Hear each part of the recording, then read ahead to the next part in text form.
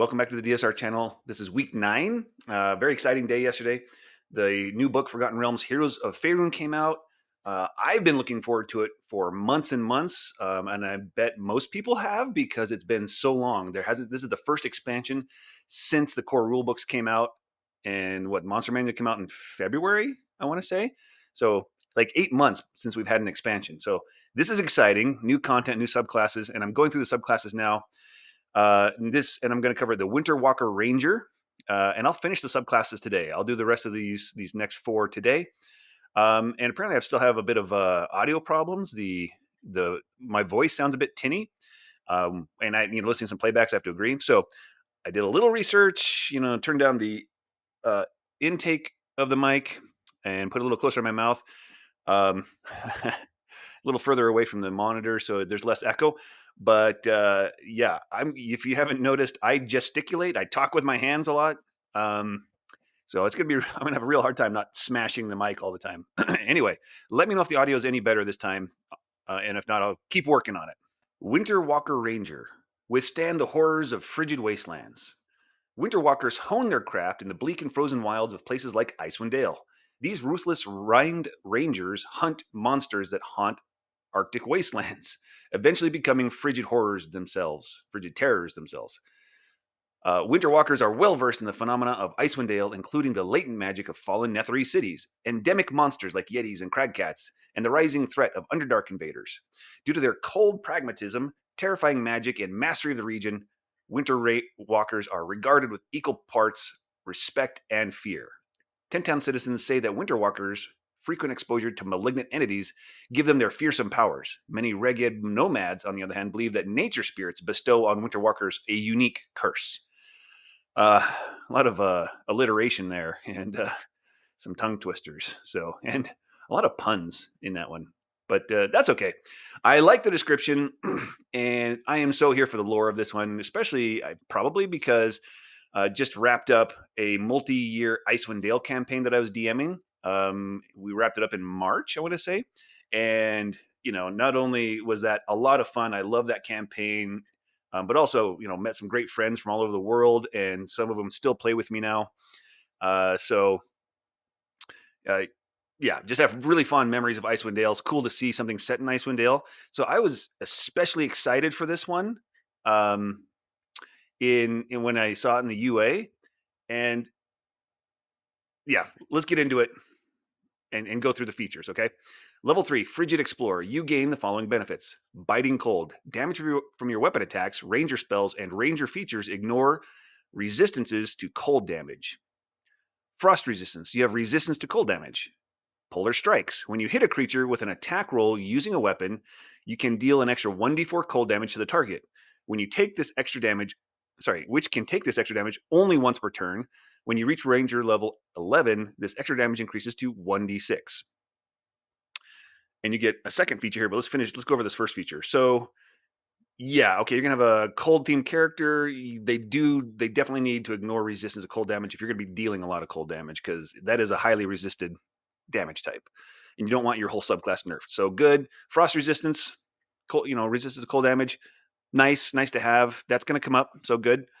Polar Strikes is a little weak, but it's identical except the damage type to the Fey Wanderer Ranger's Dreadful Strikes, so at least there's consistency in the mechanics.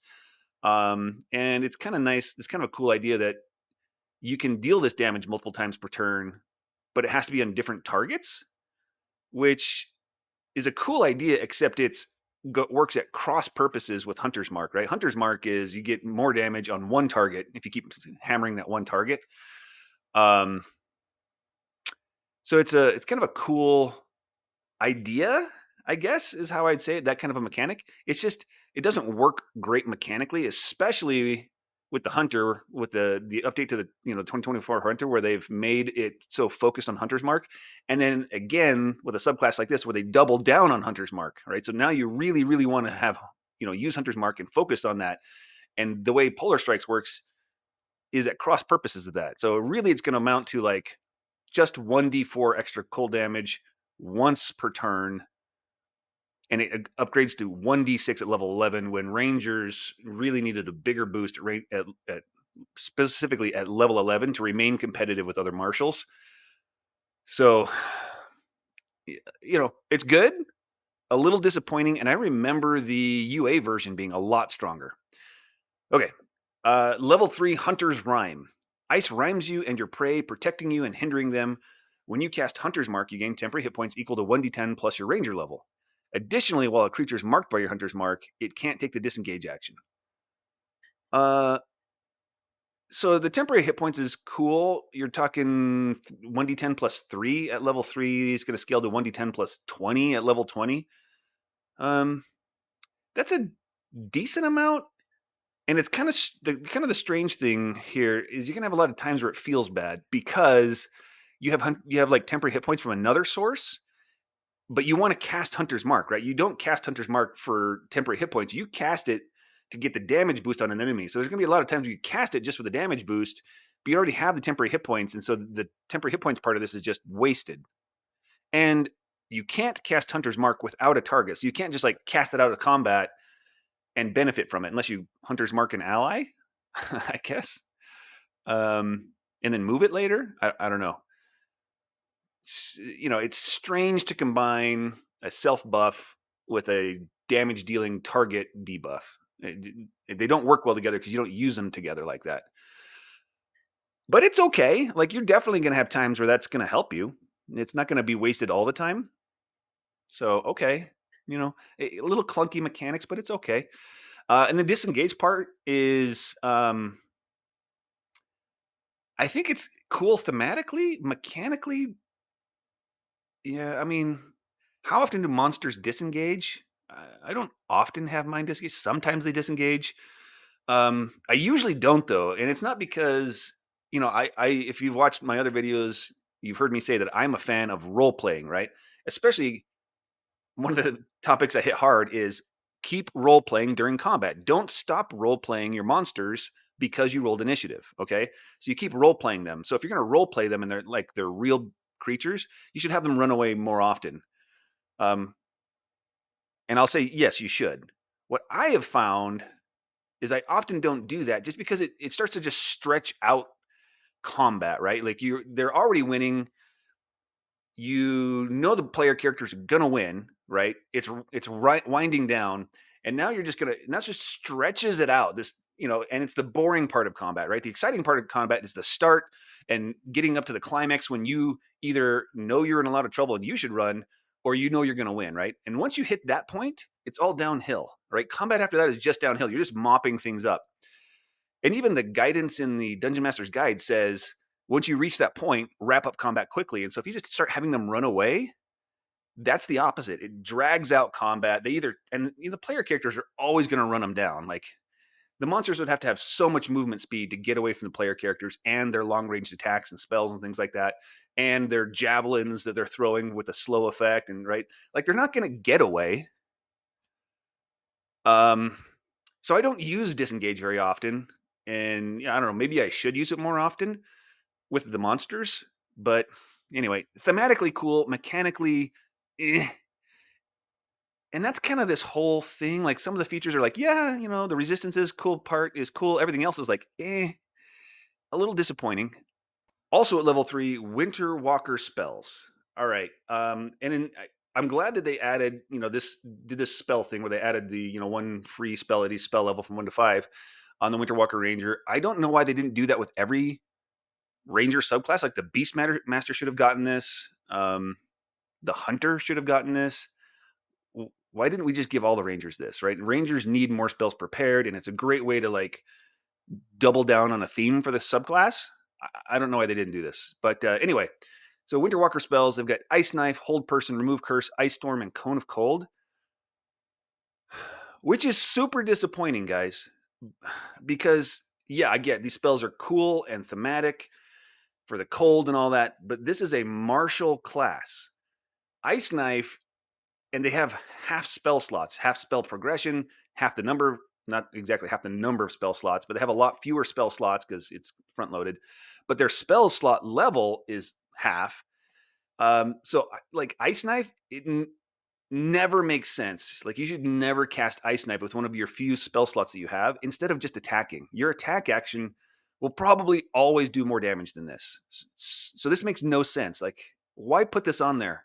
And then hold person, it's only a decent spell if you upcast it, right? So then you can try to hit more targets, and you don't have a high spell save DC. So if you try to cast this with one of your between levels 5 to 8 with one of your second level spell slots, which is all you have, there's a good chance you're going to spend your action, cast this spell, and they're going to save anyway. And so you just wasted your action. And then you got like the bard and the wizard in the party, and they're like, "What are you doing, man? Like, go stab them. Why did you do that?" Honestly and ironically, remove curse is the best spell on this list for this character because you will have, third level spell slots at level 9. You don't need to cast this all the time. You're just going to attack anyway, but you've kind of got this in your back pocket for that once or twice in a campaign when you need to remove curse. And you're going to be the ranger's like, boom, I got remove curse already ready. And the cleric who, and every other wizard, right, who could prepare this on their spell list, don't have it because they, of course, didn't choose it, right? It doesn't make sense to choose to prepare a spell like this that's only going to be used once or twice a campaign. But this ranger's going to be like, well, I couldn't not have it prepared, so I've got it. There you go. And they're going to be like, wow, that was cool. You're going to save the day with remove curse. That's the best spell for the rangers on the spell list. So come on, designers, like, spells are not the same in every context. Context matters a lot. If you take the same spell list and put it on like a bard or a cleric, this would be a great spell list. I would be really happy with this, right? Because they have very few blast spells. And so putting a bunch of blast spells on a cleric or bard, great. That's cool, right? That's makes sense. Even a like cold theme sorcerer, even though they have access to most of these spells, they still would like to use them. Like, these aren't the best blast spells, but they're good blast spells. And so just having these prepared as a sorcerer, great. And by the way, why don't we have elemental themed sorcerers yet? Like, that just makes sense. So I don't know why we don't have any of those yet. But putting these on a half caster is terrible. If you cast these instead of taking the attack action, most of the time, the rest of your party is going to be like, what the heck are you doing? See that, like, short sword and scimitar you have in your hands? And the reflavored short sword for you, Trask. You got a short sword and a scimitar in your hands. Those are for stabbing bad guys. The pointy end goes to the other bad guy. Go do it. Go stabby stab. Let me cast the spells, like cast these spells, because I'm better at it. You're just gonna disappoint the rest of your party if you waste your action casting these. Why do we do this to ourselves, designers? Come on.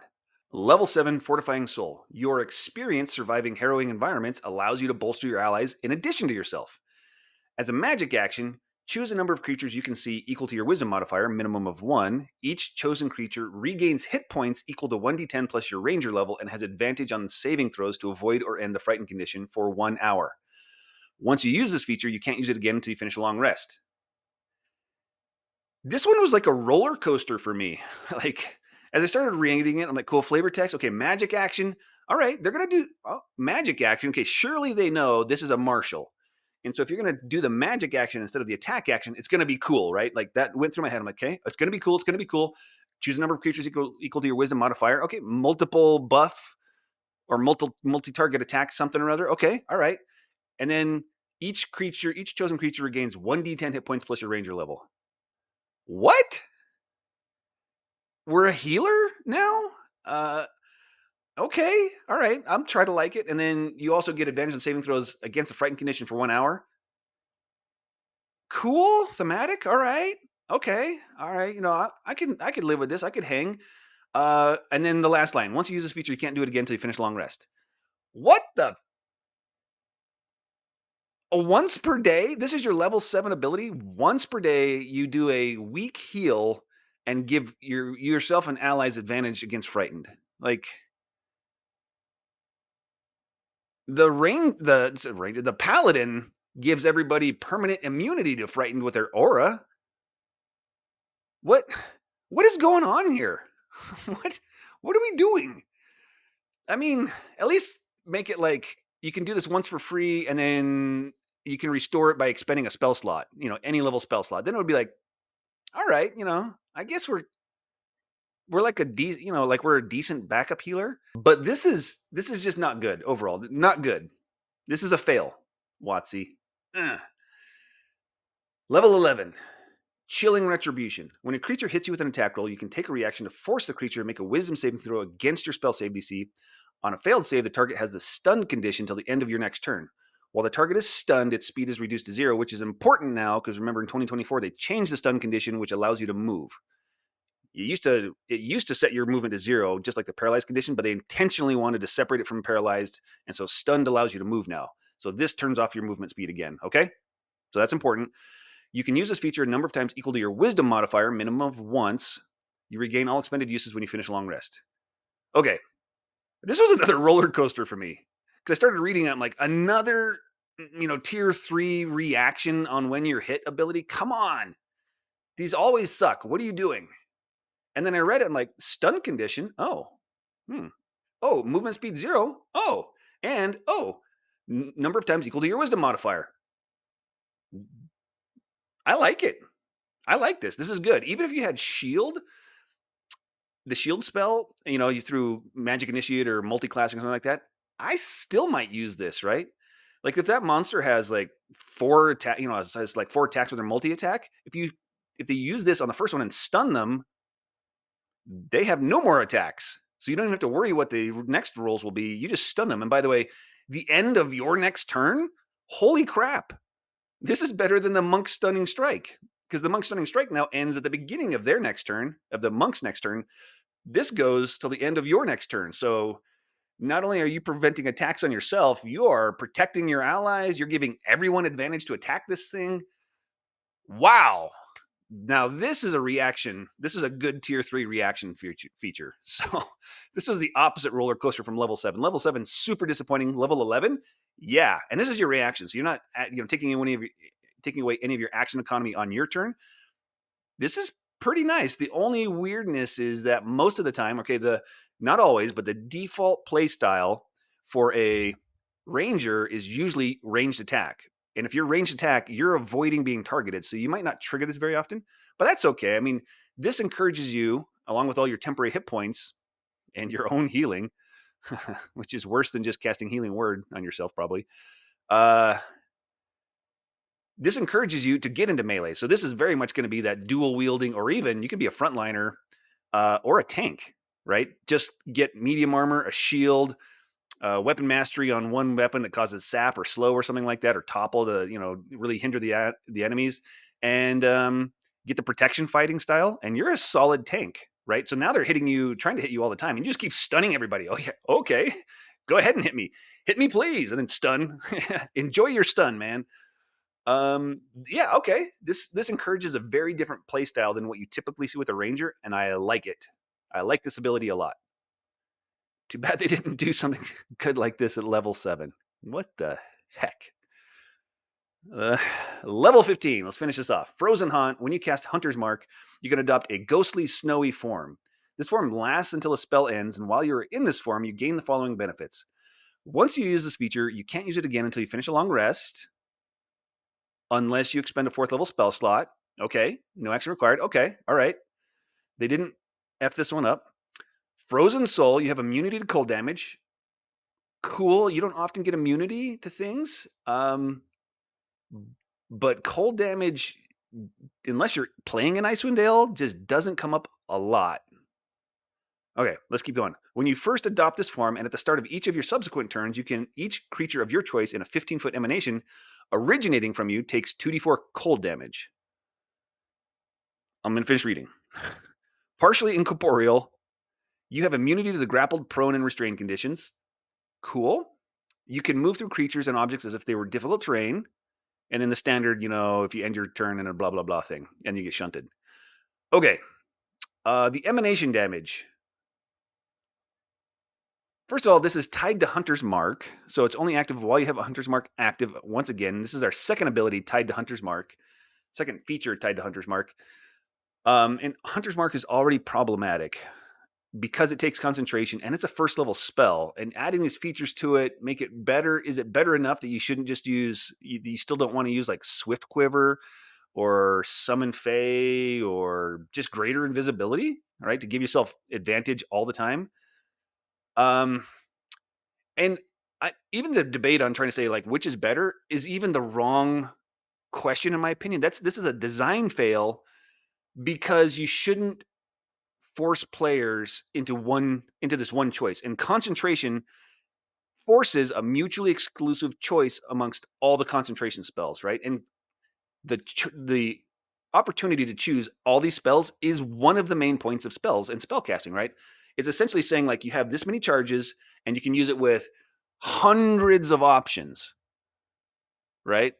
That's the point of spellcasting. And then what you're doing here is saying, okay, well, delete 75% of those options. Just bloop, don't worry about those. And you're going to just do this one concentration spell for all those options.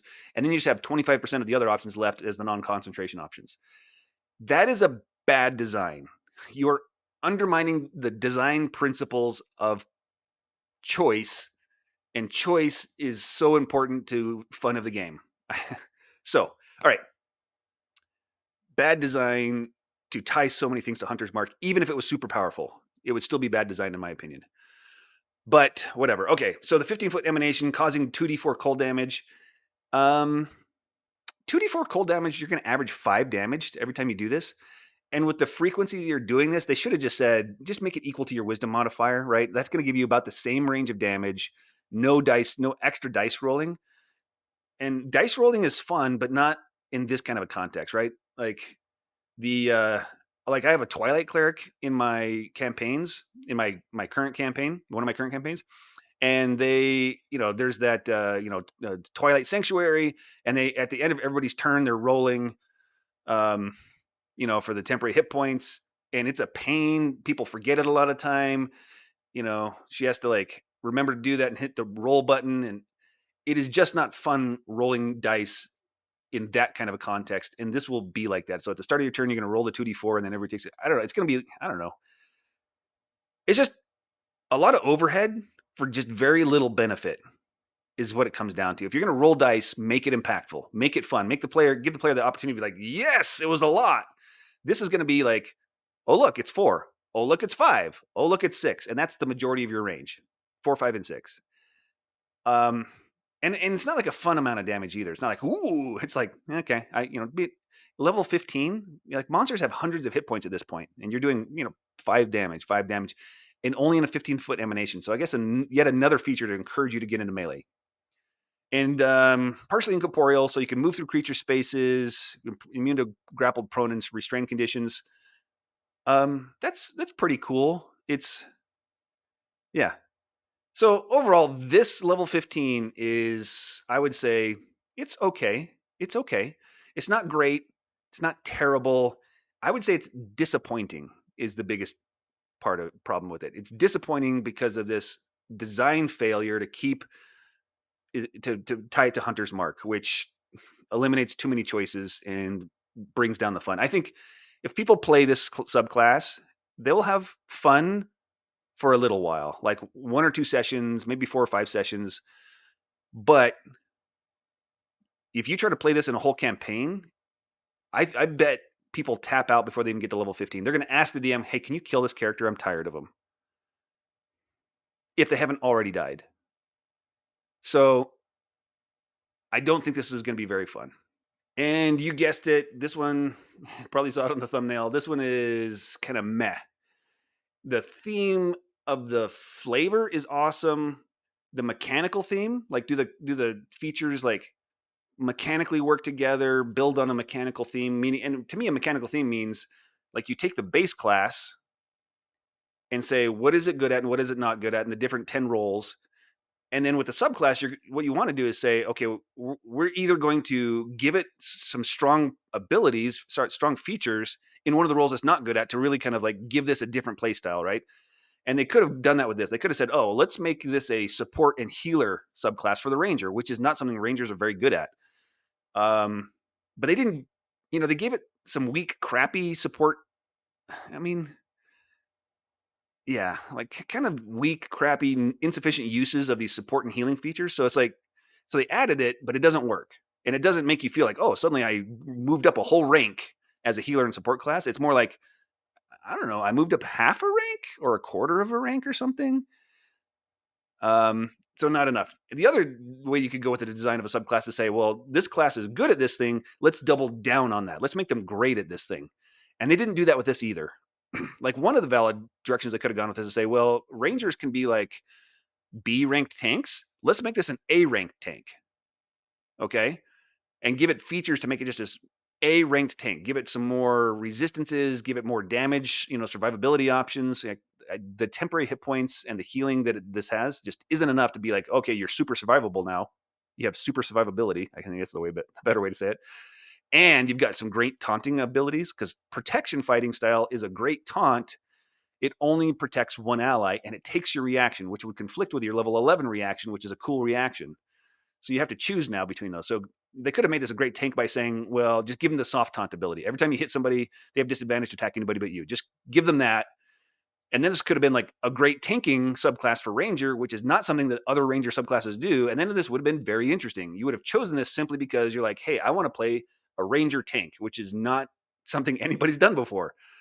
Uh, at least not without subclassing, multi-classing. And they didn't do that either. Like it's just this weird grab bag of mechanics that don't synergize, they don't build on each other. A bunch of them are disappointing. Some of them are kind of like, yeah, not too bad. And then level 15 is, I mean, level 11 I think is my favorite one of all of these. Is their stun reaction? That's my favorite of this whole subclass. Level 15 is fine, not great. Um, so this is a bummer. I was excited. I was really excited for this one, and help me out, people. I feel like the UA for this one was awesome. Like I don't remember every single detail, but I remember filling out the feedback survey, and my feedback was, "This is great. Maybe a little too powerful. Dial some of the stuff back a little bit, just a little bit." And they went and like just hit it with the Nerf hammer and turned it into.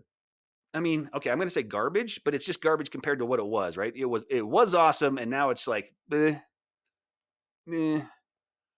So it's not terrible.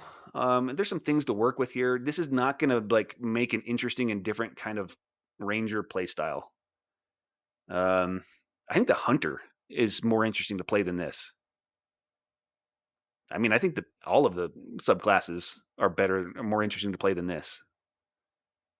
So the only thing it has going for it is that it's new. All right, play it once, everybody, and then you're done, and then never look at the subclass again, probably.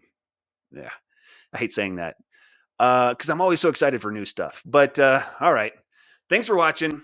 Hope I'll see you next time. Let me know if the audio is any better this time.